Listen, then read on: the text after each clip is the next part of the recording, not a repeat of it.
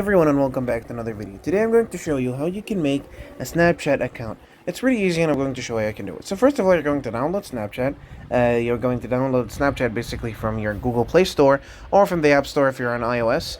And Snapchat is a really fun application that you can download, which has filters and a bunch of different ways. So you can have, it's more private. If someone screenshots the chat, you're going to know. Someone saves a photo to your chat, you're going to know.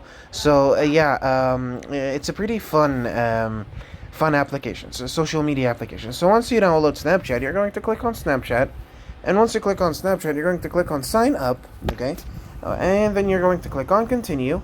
You're going to make Snapchat allow for calls, microphone, and notifications, okay, and then you're going to start creating your account over here. It's just as simple as that. Click on sign up and start signing up for your account. Your first and last name, your email, your password, your username, basically your what people can add you, okay?